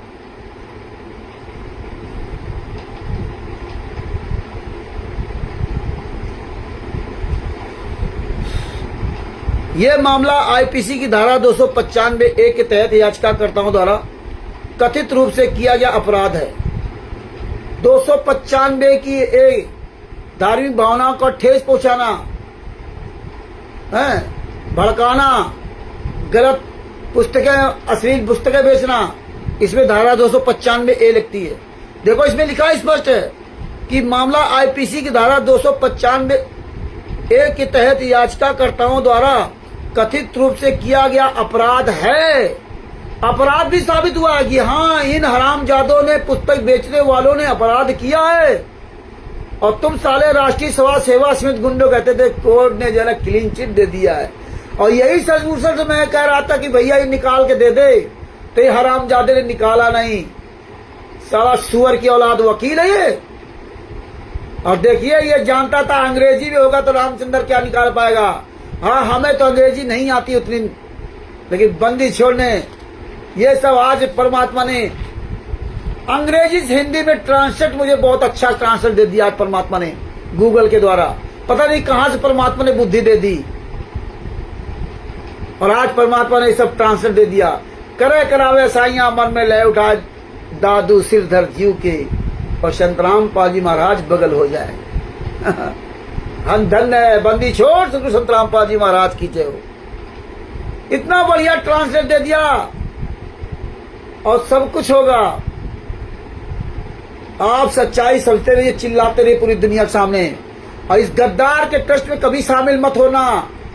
सच साहिब चैरिटेबल ट्रस्ट में जो शामिल हो वापस निकल जाओ और साले जूतों से मारो इस कमीने को कि साले तेरी औकात नहीं हुई हरामजादे कि तूने पटना हाई कोर्ट में PIL तक नहीं दाखिल किया। PIL जनहित याचिका तक नहीं लगाई। इस साला कुत्ते की औलाद अगर जनहित याचिका लगाया होता ना तो आज कहीं ना कहीं हमारा एक अलग हम ऊंचाई पे पहुंचते, लेकिन इसने कभी नाम तक नहीं लिया। एक शिवांशु द्विवेदी कल कलौंडा और हिमांशु जोशी, वो देखिए थोड़े ही दिन में इनके साथ रह करके और PIL दाखिल कर दिया। उनको तो वकील भी करना पड़ा। और इस हराम खोर ने इतने साल में भी नहीं बताया कि रामचंद्र जी हम PIL दाखिल कर सकते हैं। नहीं, ये इतना नीच इंसान है कि आप अभी भी आंखें खोल लो। और बात बाकी जैसे पवन के साथ जुड़े थे ना तो कुछ ना कुछ लगे रहेंगे जिनको बर्बाद होना है और कुछ दिन बाद अपने आप इनके दिमाग ठिकाने आ जाएंगे। आगे सुनिए। IPC की धारा 295A के तहत याचिकाकर्ताओं द्वारा कथित रूप से किया गया अपराध है। आप लोग भी ये जब ये कागज पहुंचा कर तो आप 295A ये धारा क्या कहती, तुरंत गूगल में सर्च किया करो। अरे कुछ समझो पढ़ो भैया, पता नहीं कब कहाँ आना जाना पड़ जाए, कब कहाँ तुम्हें बोलना पड़ जाए। कुछ समय दो इन चीजों में। जैसे 11 नंबर सेनेट का 20 नाम पुस्तक में कोई धारा लिखी है तो उसको देखा करो गूगल में, आदत डालो धीरे धीरे। आगे क्या लिखा है, इस आधार पर कि अभियोजन या अभियोजन पक्ष द्वारा, यानी कि FIR लिखवाने वाला उसको अभियोजन पक्ष कहा जाता है ना। अभियोजन पक्ष द्वारा CRPC की धारा 196 1A 196 की धारा 1 की उपधारा A की पूर्व अनुमति प्राप्त नहीं की गई है। अब ये 196 की धारा 1 की उपधारा A ये क्या कहती है? ये कहती है कि ये केस लगाने के लिए जो इन पर जो है ना मिलावटी पुस्तकों का और ये धार्मिक भावनाओं ठेस पहुंचाने का जो इन पर मुकदमा किया गया है, तो ये इसका एक नियम है कि ये CRPC की धारा 196 की 1 की उपधारा A ये कहती है कि केंद्र से या राज्य सरकार से अनुमति लो, इसके बाद आप आगे मतलब ये केस कर सकते हैं या आगे मुकदमा कर सकते हैं। अनुमति नहीं ली, ये पॉइंट निकाला इन्होंने इन हरामजादों को बचाने के लिए। अगर ये लोग जाते होते तो शायद ऐसा ना होता। और ये राष्ट्रीय समाज सेवा सिंधु क्या कहते रहे, अरे कुत्तो कहते थे कि क्लीन चिट दिया जबलपुर में। अरे हरामजादो जूतों से मारूंगा तुम्हारी, ऐसी तैसी मारो साले कुत्ते की औलादो। आगे क्या लिखा, अनुमति प्रदान नहीं की गई थी, इसलिए याचिकाकर्ताओं के खिलाफ मामले का संज्ञान और सुनवाई कानून की नजर में खराब है। इनके वकील ने यह तोड़ निकाला कि याचिकाकर्ताओं के खिलाफ जो है ना वो संज्ञान में वो जो नहीं लिया गया, जो केंद्र या राज्य सरकार से अनुमति प्रदान नहीं की गई, तो ये जो है जो मामले के याचिकाकर्ताओं के खिलाफ मामले का संज्ञान और सुनवाई कानून की नजर में खराब है और इसे रद्द किया जाना चाहिए। ये वकील लोग करता है, रद्द करना चाहिए। अंग्रेजी में क्वाश कहते हैं, QUASH, क्वाश। ED तो क्वाश्ड हो जाएगा, रद्द कर देना चाहिए। ये वकील ने मांग किया, हाई कोर्ट जबलपुर। आगे क्या लिखा, नोट, ये हम अपनी तरफ लिख रखे हैं। CRPC का मतलब है कि जज इस केस को रद्द कर सकता है। 482 CRPC 482 का मतलब है कि जज केस को रद्द कर सकता है, उसे अधिकार प्राप्त है इस बात का। CRPC धारा 196 की 196(1) की उपधारा A, CRPC धारा 196 की उपधारा 1A राज्य के विरुद्ध अपराधों से संबंधित है। यह उपधारा कहती है कि, इसलिए मैं आप लोगों को अच्छी तरह से एक एक चीज बताता हूं जो मुझे पता चलता है। मैं अपने दिल में कुछ नहीं रखता हूं, मैं सबके पास पहुंचाने की कोशिश करता हूं कि आप कहीं भी रहो। अरे कभी न कभी इस दास को गालियां तो दोगे कि वाला कोई हरामी था कानपुर वाला गालीवाज, जो कम से कम संत रामपाल जी महाराज के आशीर्वाद से जो उसको पता चलता था वो सबके तक समान दृष्टि से पहुंचाता था। आप उसको स्वीकार करें या न करें, चले या न चलें। आगे क्या लिखा, ऐसे अपराधों को संज्ञान यानी उन पर मुकदमा चलाने की अनुमति केंद्र सरकार या राज्य सरकार की पूर्व मंजूरी के बिना नहीं की जा सकती है। मतलब इसने ये पॉइंट निकाल दिया, केंद्र सरकार या राज्य सरकार से मंजूरी लेने के बाद ही मुकदमा चला सकती है। दूसरे शब्दों में यदि कोई अपराध राज्य के खिलाफ माना जाता है तो उसे शुरू करने के लिए सरकार की अनुमति आवश्यक है। राज्य के खिलाफ ये जो वो याचिका, जनहित याचिका की बात आ गई इसमें। ये राज्य के खिलाफ जाना, जनहित याचिका लगाओ, और जनहित याचिका नहीं लगाई गई, और जनहित याचिका हाई कोर्ट या सुप्रीम कोर्ट में लगाई जाती, वो उस तरह इसमें बात कही जा रही। तो राज्य सरकार या केंद्र सरकार से अनुमति नहीं लिया तो इसे शुरू करने के लिए राज्य सरकार की अनुमति आवश्यक है। संक्षेप में CRPC की धारा 196 की एक उपधारा A यह सुनिश्चित करती है कि राज्य के विरुद्ध अपराधों को गंभीरता से लिया जाए और बिना उचित प्राधिकारी की मंजूरी के उन पर मुकदमा ना चलाया जाए। बताइए, ये लिखा मुकदमा ना चलाओ जब तक मंजूरी न मिले। आगे क्या लिखा है, इस मामले को समझने के लिए आवश्यक तथ्यों का संक्षिप्त विवरण इस प्रकार है।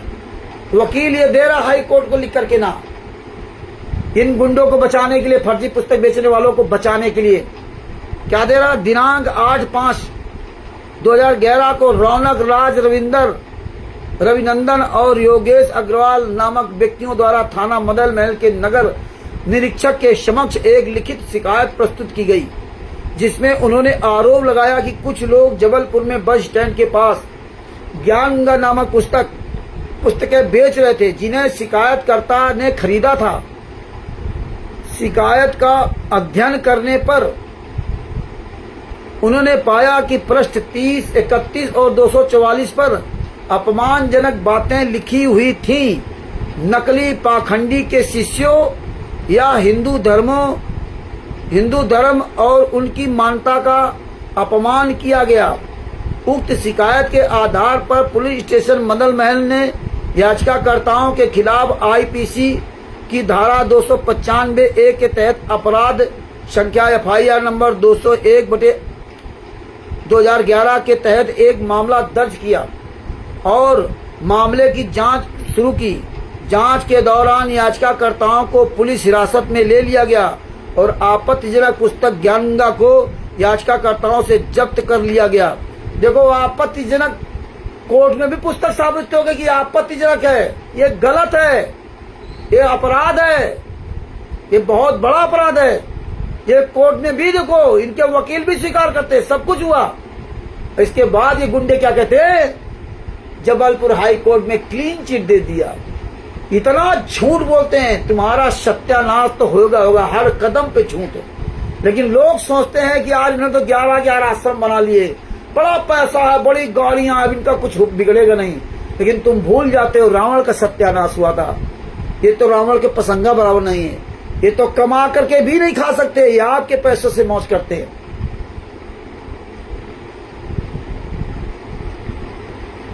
आगे क्या लिखा है?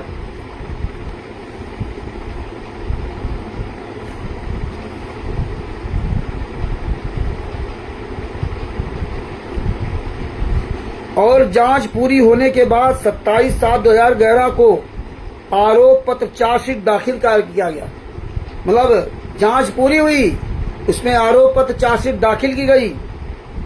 शिकायतकर्ता रौनक राज रविनंदन को इस याचिका में एक पक्ष बनाया गया और उनका नाम प्रतिवादी संख्या 2 के रूप में शामिल किया गया है, जो इस अदालत के दिनांक 3/7/2015 के आदेश द्वारा 3/7/2015 के आदेश द्वारा अनुमत संशोधन के आधार पर है। दिनांक 14/10/2016 को आदेश के अवलोकन पर यह प्रतीत होता है कि प्रतिवादी संख्या 2 यानी कि रौनक राज रविनंदन को 9/3/2016 को नोटिस तामील किया गया था। मतलब कोर्ट इनको बुलाता रहा, जिन लोगों ने इन गुंडों के खिलाफ FIR लिखाई थी फर्जी पुस्तक बेचने वालों को, तो इनको नोटिस भेजा गया, लेकिन ये दोनों लोग नहीं गए। रविनंदन और योगेश अग्रवाल ये दोनों लोग कोर्ट में गए नहीं, क्यों? इनकी पहले सिटिंग हो गई थी कि आप लोग मत आना, या पैसे से खरीद लिया या धमका खरीद दिया, पैसे से खरीद लिया कि आप लोग आने नहीं, आपके पास नोटिस भी जाएगा, कुछ भी जाए, आप लोग मत आना। और ये लोग नहीं गए, लेकिन उनकी ओर से कोई उपस्थित नहीं हुआ, ना तो वो गए और ना उनकी ओर से कोई उपस्थित हुआ। आज भी प्रतिवादी संख्या रौनक राज रविनंदन उनके वकील द्वारा उपस्थित नहीं किया गया। उनका वकील तो उपस्थित हुआ, लेकिन उसको लेकर के उपस्थित नहीं किया, वो नहीं आए दोनों। और मेन था रवि यही रौनक राज रविनंदन। जैसे फर्रुखाबाद में जो हम लोगों ने जो जन सुनवाई केंद्र से SDM, DM और SP फर्रुखाबाद को वहां के फर्जी नामदार संचालक के खिलाफ कार्रवाई की गई थी, उसमें सबसे ऊपर नाम रहा था अरविंद जी का, और देखिए अजय, ये सब उसमें थे, सबका नाम था। और नामदान सेंटर में गए, जो कार्रवाई हुई नामदान सेंटर में गए, पुलिस लेकर गई। और इसके बाद जब पूरी मतलब कहानी हो गई, तब ये अजय कहता मैं नहीं आऊंगा, मेरा तो झगड़ा हो गया है। बताइए क्यों? क्यों नाम इनकार है किसका? ये अरविंद जी का है, मेन अरविंद जी बने। यही हाल इसने मेन बना दिया उसको, रवि राजनंदन को, जो 25 वर्ष की उम्र, ऐसा खरीद लिया या धमकी दे दिया कि तो गुंडे थे, चढ़ाई कर देते थे उसमें।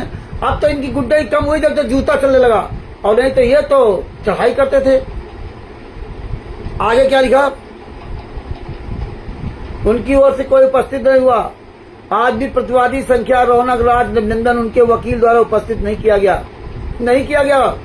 याचिकाकर्ताओं के विद्वान वकील की दलीलें संक्षिप्त है और केवल कानून के एक बिंदु तक सीमित हैं। उन्होंने तर्क दिया कि IPC की धारा 295A के तहत अपराध जैसे जानबूझकर और दुर्भावनापूर्ण कृत्यों से संबंधित है।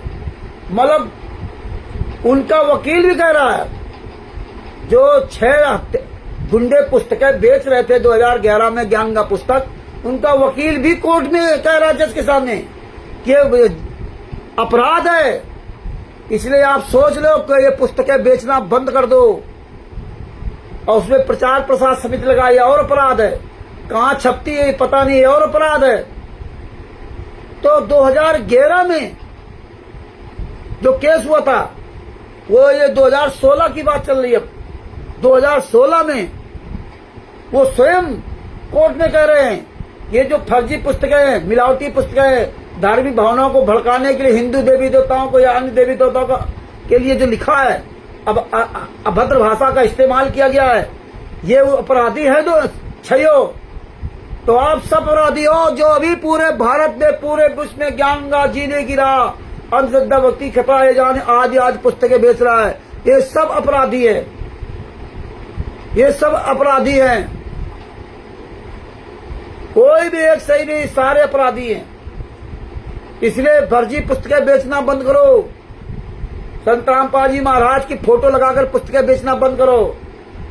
ये भारत देश आज 21वीं सदी का पढ़ा लिखा देश, यहाँ बहुत से धर्म के लोग संत रामपाल जी महाराज गालियां देते हैं। जब कुछ कर नहीं पाते तो गालियां देते हैं।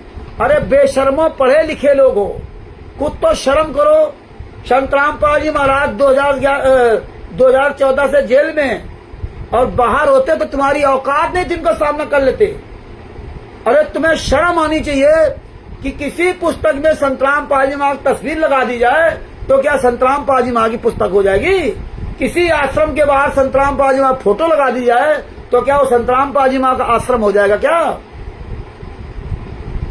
नहीं ना। तुम्हारे घर के बाहर हम अपनी फोटो लगा दें तो क्या तेरा घर मेरा हो जाएगा ना? नहीं होगा ना। तो कम से कम कुछ तो शर्म करो, जजमेंट की फाइल पढ़ो। अरे तुम्हारे क्षेत्र में जो पुस्तकें बेच रहा है, जो तुम्हारे क्षेत्र में नामदान सेंटर चला रहा है, जो तुम्हारे क्षेत्र में सतलोक आश्रम चला रहा है, जो तुम्हारे क्षेत्र में आकर के तुम्हारे देवी देवताओं का अपमान कर रहा है, उसको जूते नहीं चलाओगे, उसके साले को उसके खिलाफ FIR नहीं करोगे। हम तो कह रहे तुम्हारे क्षेत्र में कहीं भी संत रामपाल जी महाराज की तस्वीर लगाकर पुस्तक बेच रहा है, उसको साले जूतों से मारो, उसको जूतों से मारो, गधे पर बैठा के घुमाओ और फूंक दो साले को, जिंदा फूंक दो हरामजादे को, जो संत रामपाल जी महाराज का नाम को बदनाम कर रहा है। क्यों नहीं करते हो? संत रामपाल जी महाराज गालियां देंगे जो जेल में अपना सह रहे हैं। तो कुछ तो पढ़े लिखे हो, कुछ अकल रखो। आज पूरा भारत, पूरी दुनिया, पूरा भारत में ये मीडिया वाले कहाँ मर गए? अगर संत रामपाल जी महाराज गलत थे तो आज मीडिया वाले कहाँ मर गए? ये 21वीं सदी के पढ़े लिखे हरामजादो सोचो, जो हमारे गुरु जो गालियां देते हो। अरे कमीने के औलादो सोचो, ये भारतीय जनता पार्टी आश्रम कैसे बनवा दिए? चारों शंकराचार्य अन्य लोग कैसे चुपचाप बैठे तमाशा देख रहे हैं? जितने बड़े बड़े भगवताचार्य, बड़े बड़े विद्वान आज कहाँ मर गए जाकर के ना?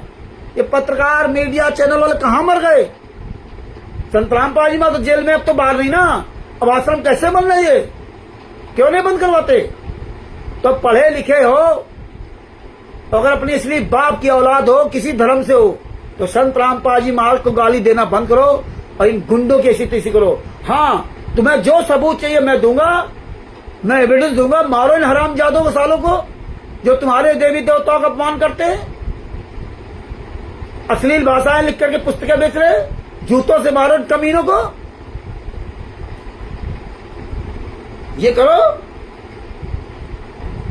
आगे देखिए क्या हुआ, क्या लिखा है।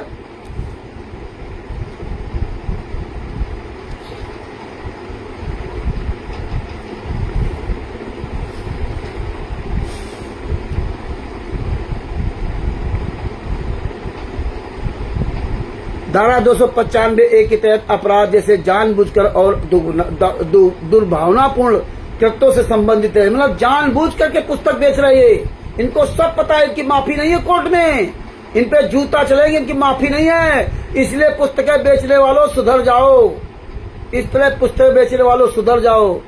हाँ?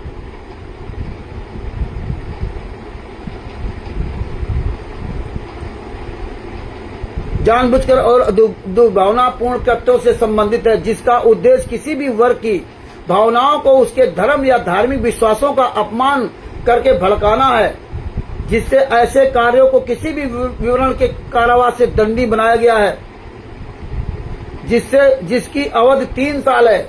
जो इस तरह धारा 295 के तहत धार्मिक भावनाओं को ठेस पहुंचाता है, इस तरह जो प्रचार प्रसार करता है, उसको जो है ना, इसमें 3 साल की सजा है। 3 साल की सजा, 3 साल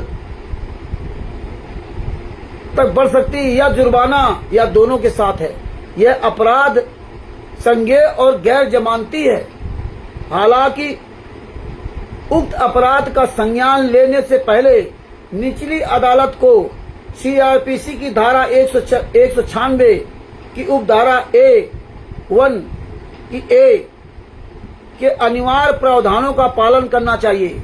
मतलब वकील ने ये कोर्ट दिया, ये वकील ने ये जो है हाई कोर्ट में ये तर्क दिया कि जो निचली अदालत ने जो में था तो उसको इस चीज को ध्यान देना चाहिए। 196 धारा 196 की उपधारा 1 की उपधारा ए के तहत उसको ये पहले सब छानबीन करना चाहिए कि ये राज्य सरकार या केंद्र सरकार से आदेश लिया गया या नहीं लिया गया, इसके बाद ही कार्रवाई करना चाहिए। ये उसको वकील ने ये तर्क दिया हाई कोर्ट को। राज्य सरकार की पिछली मंजूरी के बिना धारा 295A आईपीसी के तहत किसी भी अपराध का संज्ञान लेने से अदालत को प्रतिबंधित किया गया था। इस मामले में विचार के लिए उठने वाला एकमात्र प्रश्न ये है कि क्या शहरों में उनके बाद विद्वान अदालत द्वारा लिखे गए संज्ञान का मामला धारा 196 की उपधारा 1 की उपधारा ए सीआरपीसी के अनिवार्य रूप से केंद्र सरकार या राज्य सरकार द्वारा मंजूरी के अभाव में कानून की नजर में टिकाऊ हो सकता है। मतलब अगर आपने आदेश नहीं लिया है तो क्या ये कानून की नजर में टिकाऊ हो सकता है? ये सवाल खड़ा कर दिया। बोले नहीं, इसमें आदेश नहीं लिया गया केंद्र सरकार से या राज्य सरकार से, इसलिए ये गलत है। आगे क्या लिखा कि आरोप पत्र 27/7/2011 चार्जशीट, मतलब आरोप पत्र अंग्रेजी में चार्जशीट बोलते हैं, चार्ज फ्रेम होना, आरोप पत्र दाखिल किया गया था। ये निर्विवाद है कि निचली अदालत ने उक्त संज्ञान 19/11/2011 इनोवा एड्रेस जैसा कि आदेश लेने की प्रति से परिलक्षित होता है और याचिका के पृष्ठ 55 पर मामला दर्ज किया गया है। यह भी निर्विवाद है कि मामला निचली अदालत के समक्ष आरोप पर बहस के चरण तक आगे बढ़ चुका है। यह भी निर्विवाद है कि निचली अदालत ने अपने किसी भी आदेश में ये नहीं देखा है कि धारा 196 की उपधारा 1 की धारा ए सीआरपीसी के तहत उपयुक्त प्राधिकारी द्वारा दी गई मंजूरी रिकॉर्ड में है, यानी कि केंद्र या राज्य सरकार से मंजूरी नहीं ली गई है, जिसके आधार पर उसने याचिकाकर्ताओं के खिलाफ उक्त अपराध का संज्ञान लिया है। राज्य के विद्वान अधिवक्ता ने मदन महल पुलिस से पुलिस का 4/9 मतलब पेज नंबर 4 और 9 का जवाब प्रस्तुत किया है, जिसमें स्पष्ट रूप से कहा गया है कि पुलिस ने 15/7/2014 को अनुमति प्रदान करने के लिए उपयुक्त प्राधिकारी को पत्र लिखा था।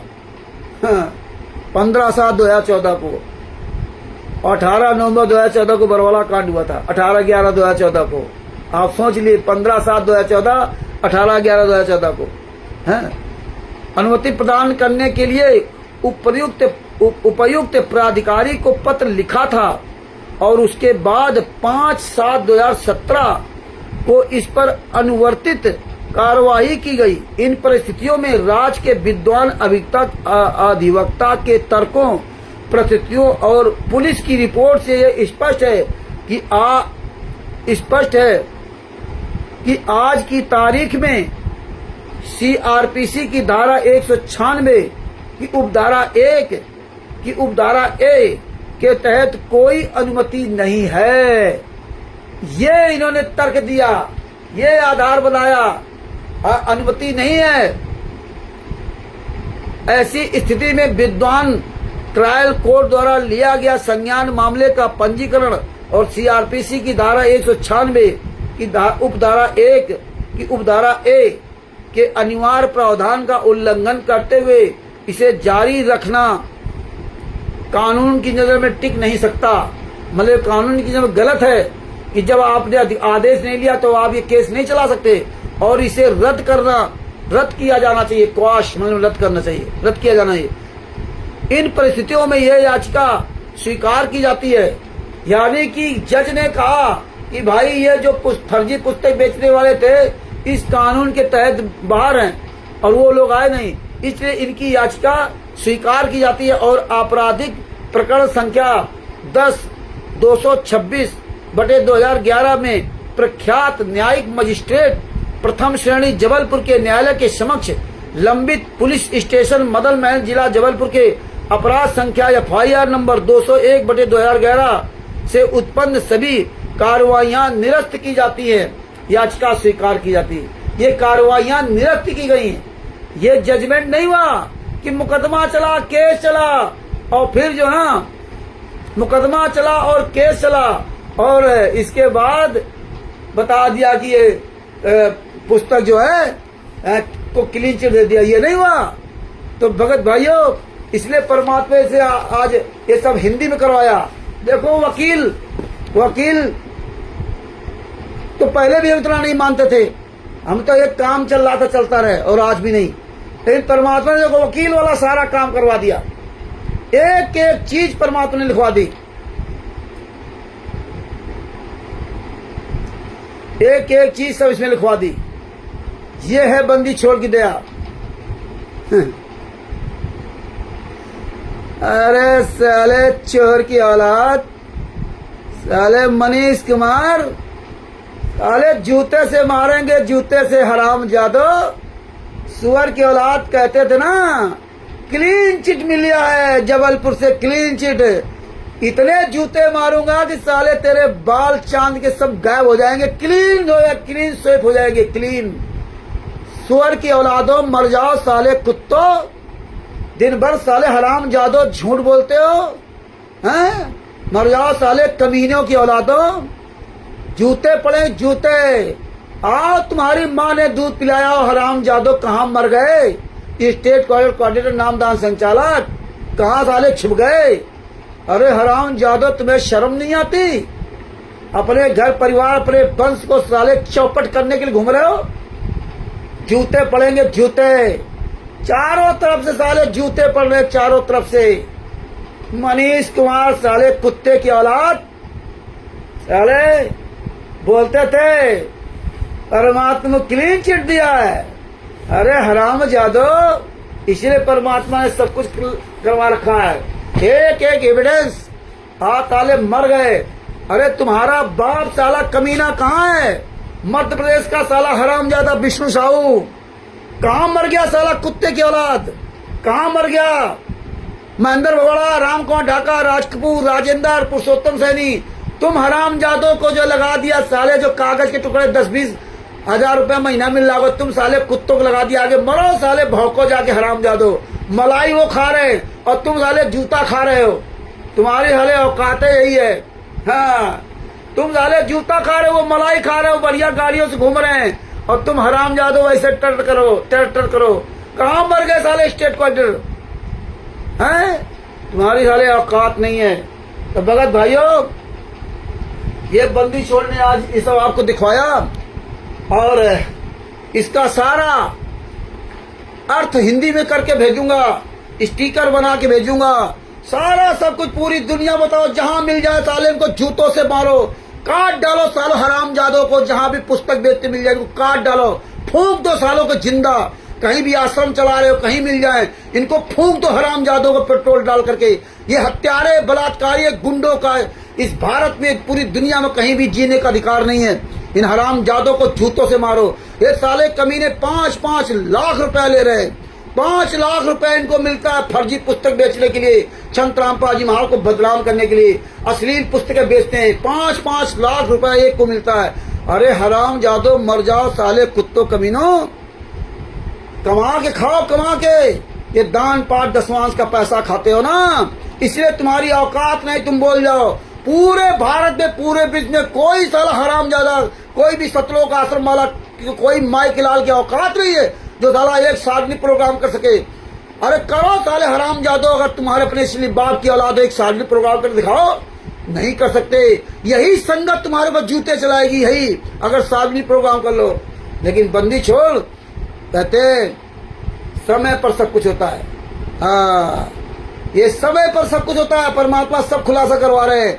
आज तुम्हारी औकात नहीं कि तुम साले खुल करके जिसको बंदी छोड़, एक एक सबूत परमात्मा प्रोवाइड करवाते हैं अपने बच्चों को। और हम एक एक सबूत अपने सारे भाई बहनों पास रात दिन हर व्यक्ति के पास पहुंचा कर रहूंगा और पहुंचाता रहता हूं। और वो उस पर चल पाए या ना चल पाए उसकी मर्जी। अरबों में कोई एक होगा झुमकरा अरबों में।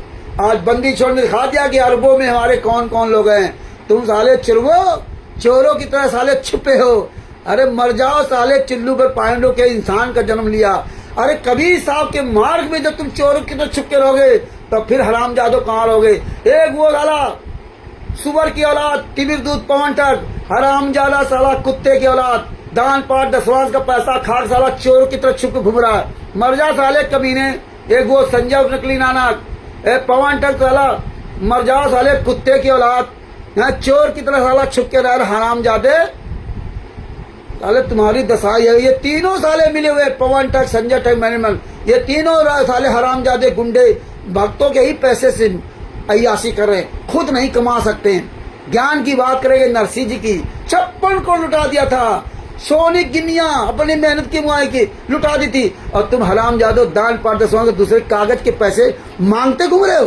पैसा दे दो, गेहूं दे दो, दाल चावल दे दो, खून दे दो, हड्डियां दे दो, आलू टमाटर दे दो, हल्दी धनिया प्याज दे दो, लहसुन दे दो, अरे हरामजादो मिर्च मसाला दे दो। अरे भिखारियों, तुम तो साले भिखारियों से भी ज्यादा नीच निकले, नीच।